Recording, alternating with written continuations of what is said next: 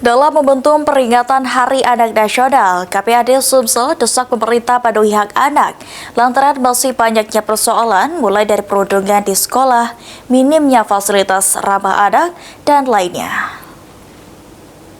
Bapak dan Ibu pakaian adat. Pada momen Hari Anak Nasional, KPAD Sumsel menyoroti masih banyaknya persoalan serius yang dihadapi anak-anak, mulai dari perundungan di sekolah hingga minimnya akses terhadap hak-hak dasar. Anggota Komisioner KPAD Sumsel Abdul Latif Mahfuz menekankan pentingnya kehadiran pemerintah bukan hanya secara fisik, tetapi melalui kebijakan yang nyata dan berpihak kepada anak. Selain itu, program seperti makan bergizi gratis perlu diperluas agar menjangkau anak-anak yang tidak terdaftar di sekolah formal. Peran pemerintah daerah tentunya ya harus hadir ya.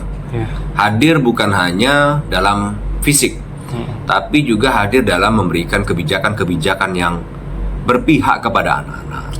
Jadi kami dari Komisi Pelindungan Anak Provinsi Sumatera Selatan mengharapkan dari BNN, kepolisian, pemerintah provinsi daerah, agar kita bisa fokus dalam satu jaringan sistem yang baik, mengupayakan agar bagaimana persoalan-persoalan anak ini bisa diatasi, dicarikan solusinya bersama.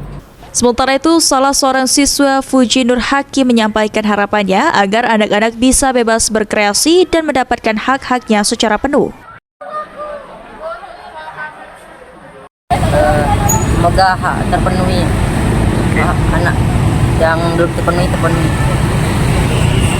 Anak-anak itu harusnya cak mana diperlakukan sama orang dewasa menurut Puja? Harusnya sih, yo haknya itu harus terpenuhi gitu ya. Kayak diberi kebebasan gitu ya? Iya. Diberi kebebasan berkreasi gitu ya? Oke.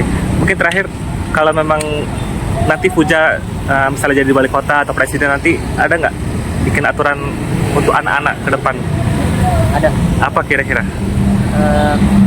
Mungkin akan mencerdaskan anak bangsa, mendirikan sekolah, dan merubah sistemnya.